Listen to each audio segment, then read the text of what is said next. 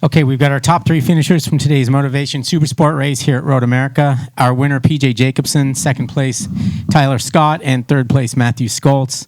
Well, we'll get started with Matthew. Last lap, a little trip to the grass down there in the chicane. Did you feel like, based on the rest of the laps, that leading would have been your best option? Yes, I didn't feel that I could slipstream anybody before the start-finish line. But yeah, I mean, I tried to move on PJ. He closed the line slightly and just pinched me a little bit. We were on the R3 on the softer front, and the last 3-4 laps, it was just I'm smushing in every single braking zone, so I didn't feel that I could kind of tip in properly. So I had to pick it up, go through the grass. Unfortunately, I didn't lose too much time. I didn't put it down. Tyler passed me, but yeah, I brought it home in third place. Obviously, we want to win, but I'll take third with how things went. A trip through the grass usually has you putting it down, so I'm just happy that I kept the thing upright and try to battle for the second race tomorrow. You expect more of the same for tomorrow? Yeah, I just really hope that the first couple of laps that we can kind of pick up the pace, because Peterson's bike is extremely quick. So all the straights between the final corner, first corner, 3 and 5, and going into Canada, he would slipstream me and kind of wouldn't allow me to use the R9's power through the flip-flop sections and through the middle of the corners, to roll through the middle. So hopefully tomorrow I can just try to get a decent start and try to break away slightly and kind of, up the pace for the first few laps. So leading's your best bet?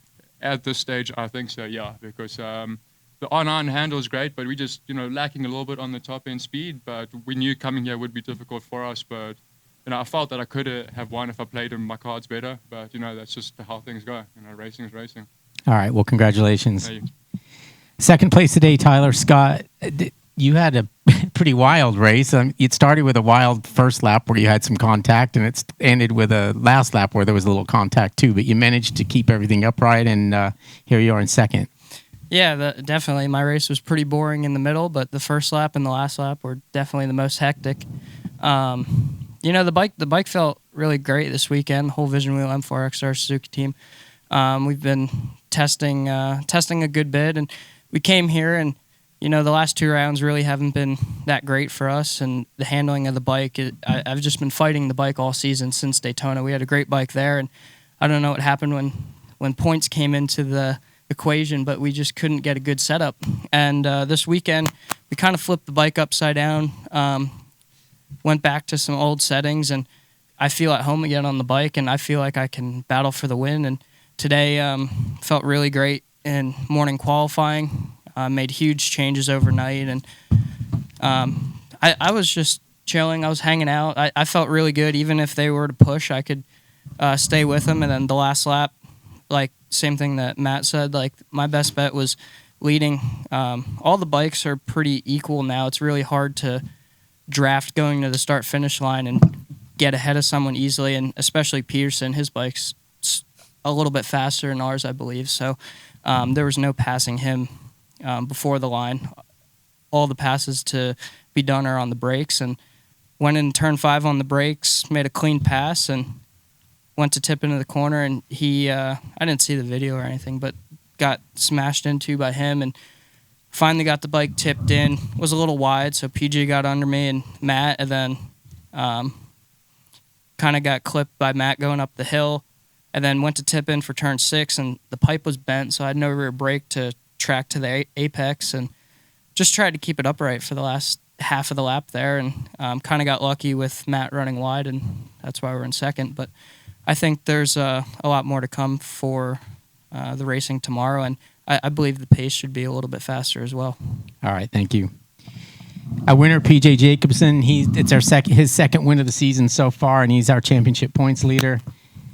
You kind of kept your nose pretty clean on that one, and did you have a plan for the last lap? And that plan obviously changed once Matthew ran wide onto the grass. I mean, at that point, you probably knew you had things under control, but is that kind of how it worked out?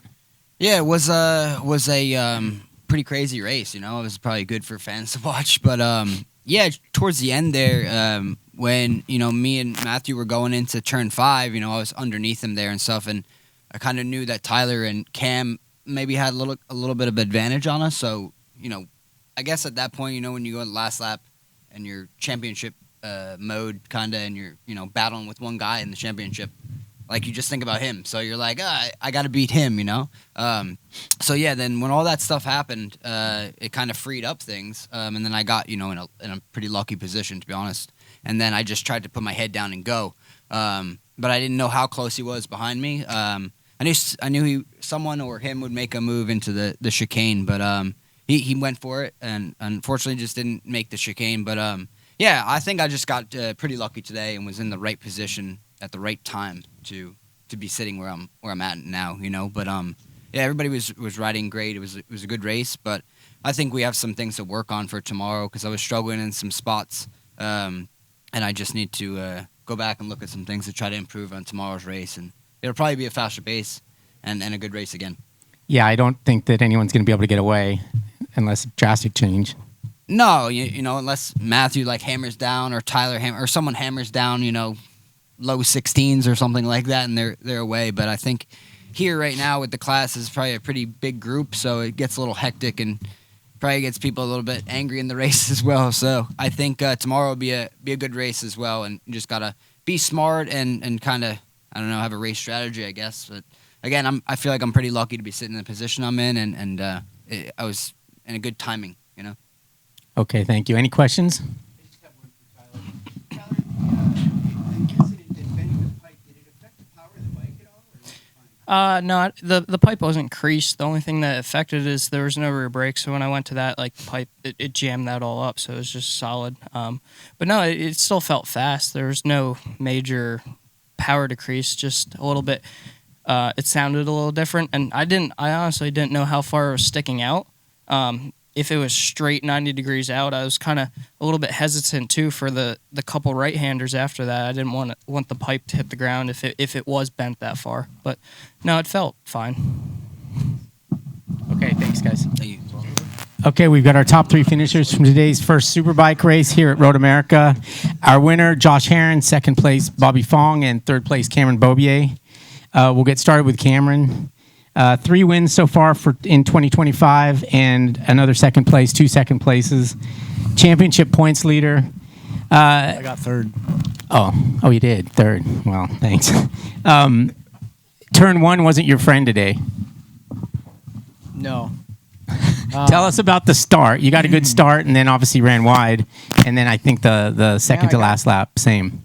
I got a good jump, and then I missed a shift slightly, going second, third, and then I sent it off in there a little deeper than I should have in turn 1, and I felt like I was okay, and then I was going to be about mid track, and then I got a big front end push, and then that sent me off the track.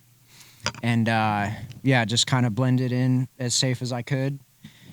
And then after that, man, I just did not have the same feeling I did in qualifying and practice. But I mean, these guys are putting up a great pace. Josh at the front he had to be going 210s the whole race, because I was in there too, and I was slowly crawling back. But yeah, for me, it was just kind of a race of mistakes. I was struggling pretty bad getting the bike stopped. And man, when this BMW is working, it feels so good. But when it's not quite in its window, it's a beast to ride. But I'm glad we collected some points, especially after a couple mistakes I had and a couple close calls, and I'm glad that we were able to at least salvage some points today. So when you have good qualifying and good practice, and you have a good setting that you're comfortable with, and then you obviously take that setting to the race, and it doesn't work, what do you do then? Yeah, we're just gonna have to go look back at data with Dave and Peter, and kind of figure out why I was struggling with some things. And it's not like I wasn't able to go fast, because I was, but it was a little too on the limit, especially, when I got into turn 1 hot again, struggling with the front. After that, I was like, man, I need to bring this thing home. And that's what I did. All right, congratulations. Second place today, Bobby Fong. It's his third second place of the year. You're obviously you should be happy. You're off to a good start with the new team. Had some good results, and today you were able to keep the pressure on Josh. I mean, at some point you faded back, but you're able to bring it back and put some pressure on there in the later laps. Yeah, no, it was good, man. These guys, man, I was riding so hard to try. I was riding so hard to try to keep up with them, and I think it was like the second to last lap. I had a big one. I thought I was going down for sure into turn one. Nearly fell off the thing, and then I thought Cam was going to blast me. My pit board was saying G2, so I thought that there was 2 people behind me the whole time. So I'm like, oh, this is it. I'm getting 4th place. I thought there was more people than Cam, so I just kept pushing and pushing. What does and the pushing. G2 mean? Group. Oh, okay. How many people were in the group? So just a little mistake between me and my pit guy. Not his fault, but yeah. So I just kept pushing, and then once I had that moment, Cam went by, and I'm like, all right, I think my race is over. I got to settle in. And then he went wide. He just went super wide in turn one. I'm like, oh, here's my second chance. We got second, and I thought he was going to get me again. But no, it was good, man. This guy kept me on my toes. Both these guys kept me on my toes the whole time, and definitely had a lot of moments out there. I was ready to just send it to the grass for sure plenty of times. But no, it was good to get some points and move forward to tomorrow. You have things you can do different as far as the bike goes? Maybe tire choice. Maybe I just had a lot of front end moments out there for sure. But there's such a big range for tires up front. But I think everybody's on the same. So that would be a softer one, you mean? Hell, I might even go harder. Who knows? I don't know. I think these guys always running pretty hard, so I'm not really sure. But the thing's working either way, and we're doing our best. But just little tweaks here and there. All right, good job. Yeah. Our winner today, Josh Herron. He's our defending national champion. It's his first win of the new season. I mean, you had a great week, right? A couple of babies born, twin girls, and then you come here. Your start to the season, you'll admit, has been a bit rough. Do you think this could be the turning point? Yeah, I think so. I mean, if you look back the last couple of years, I mean, we've ran at the front in some races, but I don't think we've won any of the first 2 rounds for the last, 23 or 24. So I kind of just, I hear the guys on the broadcast saying, oh, when they can let that Ducati loose. I'm not saying the Ducati is not a fast bike, but I think this track suits me well. I've won on the Yamaha, the Ducati, the Suzuki, and got a podium on BMW here. So I've had a lot of success just around this track. I like the vibes here. This was my first pro race, was at this track in 2006 now, so it's been a long time. And I just feel good here. So I do think that this is kind of like our reset, I guess. I just wanted to... Obviously, I want to win at the first 2 rounds. It's not like I'm not trying, but I'm also just trying to collect some points because I know that we just need to keep our head up and get out of there. So to get three podiums in the first 2 rounds out of 4, I was stoked with, and then top it off with a win here. It's good. I'm happy to win. I mean, I always love to win, but for some reason right now this doesn't feel like I thought it would, and maybe it's just because of all the stuff that's been going on this week. I don't know. It's just I'm tired and got a lot on my mind. Even just trying to.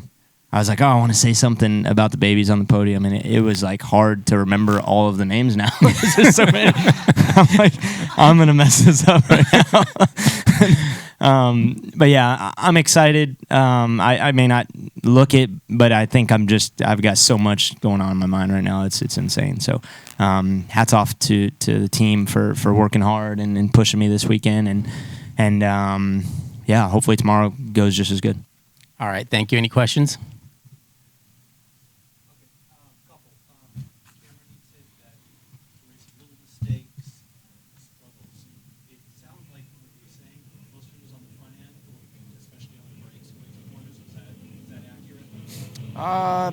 I wouldn't say just the front end. It was mainly just trying to get my bike stopped, and some of it was coming from the rear end. Like some of our engine brake, the engine brake, I was struggling with a little bit, and I feel like I was pushing the front around maybe because of that. But I mean, regardless, I was fighting it a little bit, but we'll go back and figure out what we can do for tomorrow.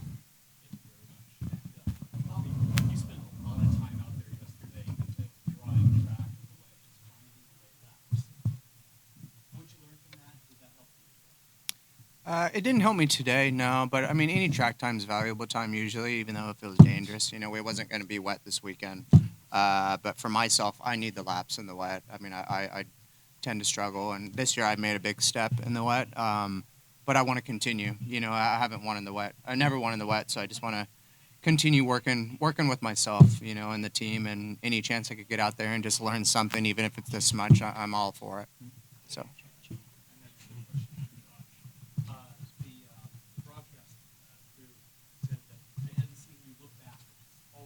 Yeah.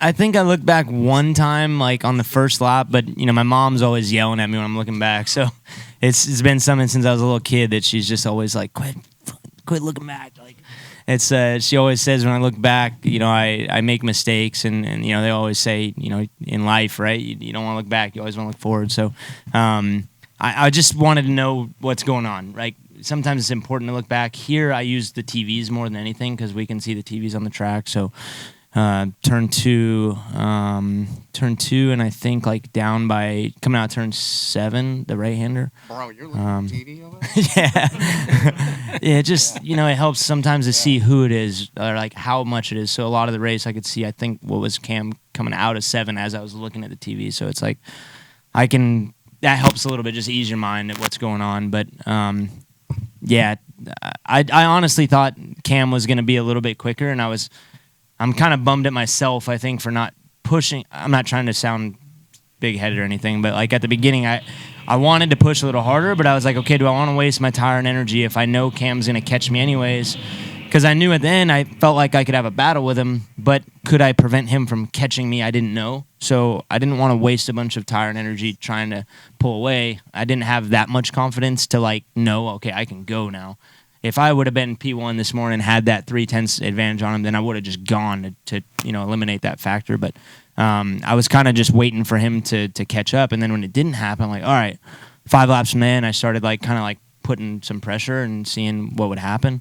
But then my pitboard guy kept giving me +0, and I'm like, this is like, to me, that's like a mistake you make when you're young. Like, we're at pro level, we're riding at the limit right now. Like, that actually makes me a little bit angry. Like, it's my guys, I'm fine, we won, everything's good, but it's pressure that's not needed. Like, if I have a 6/10 gap, give me a 6/10 gap, because I know what 6/10 is. I don't need the mind games of, oh, you're +0, push hard. Like, so that's just, you know, pushing for 2 extra tenths could make you make a big mistake. So yeah, luckily we got in the win, so I'll forgive Kyle and Simone, but yeah, it was a little heated at first. Yeah. Okay, guys, thank you. Thanks, Cass. Thanks. Yeah. Okay, we've got our top 3 finishers from today's Mission King of the Baggers race here at Road-America. Our winner, Kyle Wyman, 2nd place, Bradley Smith, and 3rd place, James Brispoli. We'll get started with James. James, you were in a fight with some Indian guys there at the last couple of laps. How important was it for you to get to be 3rd so that this lockout happens?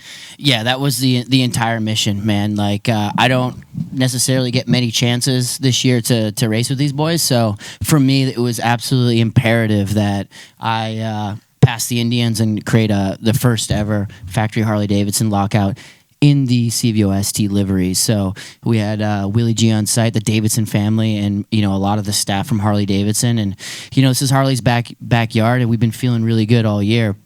You know, as far as the race goes, yeah, we saw in the challenge that it was a little dicey, and it was dicey in the race. I think the factory Harleys have got some pace, and everybody's a little bit nervous about that. So our plan was to try to check out and see if we could. Unfortunately, I made 2 really big, costly mistakes. The first one was with help from Herfoss.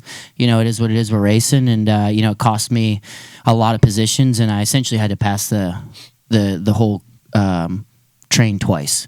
But again, I feel really good. I'm stoked. It feels really good. It's been a long time for me. A big battle of a lot of crashes, a lot of you know, a lot of downs, not a lot of ups. And you know, to have the team, the whole Harley team, these 2 boys behind me, you know, pushing me and stuff like that. This one's you know, the mission was a little bit emotional. This one is a little bit too, just to find my form again. You know, you start getting a lot of comments out there. You start getting a lot of people that just doubt you. And, you know, I really just want to thank Harley Davidson and all of leadership and everybody that believes in me and my team, the Silver Bullet. Yeah, I'm really pumped. Any ill effects from the crash yesterday? Yeah, I've got a wrist that's pretty damaged up, but you know, just it's not too bad. And like I said in another interview, when you're here in Milwaukee or in MotoAmerica in Harley's backyard with all the Harley people, Davidson family.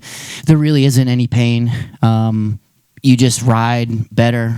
You do things that you shouldn't be able to do on the motorcycle. And, today was, you could see that the stars aligned for us in Harley Davidson. All right, thank you. Second place today, Bradley Smith. He also had the fastest lap of the race on the very last lap. You came into this championship. Most people didn't know you. Most people saw how much stuff you'd done, but you had to kind of prove yourself all over again. And then initially it was like, oh, that was a surprise. It's no longer a surprise. It's kind of going to be expected of you from here on out. How does this, I know you're enjoying that whole Harley Davidson thing. Is that different than what you've ever experienced before as far as like a team and the celebration and the happiness that the factory has? Yeah, it's massively different. I think today, as an eyewitness, as a bystander, like I just took a step back and I could see the accumulation of the last 5 years, from when this project, very first started, everybody that's involved, everybody that believes in this King of the Baggers race program, every single boy and girl that have touched the bike or do some work with the bike. And you could just see it there in Pat Ferme. It was just real. I don't know how to explain it. When you work on something, pretty much 365 days a year, for 4 or 5 years straight, and then you finally get what we had today, that's going to go down in people's, life memories for forever, and certainly going to go down in mine. So, was awesome to do. I kind of knew that this track was going to be, it was going to feel more like home. The type of layout, the way that it is, the new surface, fast and flowing nature, of it. So I was just waiting to get to here. It was like, okay, let's see how I go at this place. And yeah, put together as best of races that I could. Trying to clean up a few things maybe for tomorrow, especially at the beginning of the race. And then, see if we can repeat what we've done. But I'm not even really worried about tomorrow at this point. It's just today was awesome. So did you test here or not? Nope. Okay. No. Is it a track that reminds you of anything? I mean, you've been at racetracks all over the world. I would say it kind of feels like a mix between Assen and Silverstone. Something like that, kind of with the layout that it is and kind of how things go into chicanes and then fast and flowing nature of the track. But I mean, to be able to run 18s at pace, all three riders, it just shows the amount of work that we're doing at our tests. When we all take our roles inside of this team and work on our programs and, sit down at the end of the day, try and bring all of our knowledge together. We've just carried on moving the bar further and further forward. So, great work by everybody. Work doesn't stop though, and on to tomorrow. All right, thank you. Our winner today, Kyle Wyman. He's our championship leader. Off to a wonderful start for your season. You're kind of the leader of this. I mean, you've been there since the beginning. You've won the most races. How does this day feel for you? We were talking going into this weekend. It's like, I don't know how we could possibly top last year because of that last lap battle with Troy and coming out and getting that win. That was the coolest moment. This is, even cooler. For all of us to lock this out is an amazing feeling, and I think, the team has really earned this position that we're in. We've all been working pretty hard, and I think that, something's just a little bit different this year. We've had, this is my 5th season with this program, and having the 3 of us and the energy that each of us bring to the table and how we're all working together to, put Harley-Davidson on top, we've made a big step when we didn't really think that there was a step this big to be made. So, it's a great feeling. I don't even know how the points are, but they got to be just blown apart at this point. I don't know what to say. I've had a lot of close ones. I've missed out on it the last 3 seasons in a row. It feels like ages ago that we got that first one with that 3-round championship we had. But I feel like we're in a really good position. But as Bradley said, keep working and got to win some more races. But tomorrow's going to be hopefully a repeat. It could happen. So we'll go to work tonight, try to make the bike even better, and see what we can do tomorrow. You put a gap on him right away, but then Bradley was able to come back. Did that surprise you? I mean, a little bit, just because I was doing like 18.4s like the whole race, and I was kind of perplexed. I was like, okay, the tire's going to come in on this lap. Okay, the tire's going to come in on this lap, and it never really kind of got there for me. I was hoping to be able to do like more of like an 18 flat pace, and it just really wasn't in it. I didn't really have the rear tire underneath me like I wanted it to be, but I was able to manage it. Definitely made me a little nervous when I saw it down to like 0.8 on the white flag, and I was like, oh, all right, keep it clean, no mistakes. And yeah, it was good. It was good. I was like, oh shit, we gotta. You know who it was? Oh yeah. No, I definitely knew who it was. I had one look over my shoulder, but yeah, we had 38 on the board, so I was like, fuck. Can't let the new guy get me at the home round. So we'll see what happens tomorrow. But obviously, just a great day. Yeah. Well, congratulations, James. When the team was initially released, they said that you're going to do not necessarily all the baggers rounds. Is that still the case? I think it's week by week. At the moment, I'm here. I'm super thankful, and every single opportunity I get is another chance to put it on the podium. So we'll see what happens. But at the moment, we got a race tomorrow to focus on, and like these guys said, we'll try to lock it out tomorrow, and then hopefully that buys me some more time. All right. Is there a petition that we need to sign for Rispoli for all 7 races? Like, I don't know. We could start. We could find one. All right. Okay. I'll put that together. Yeah, thanks. I think this helped my case. All right. Any questions?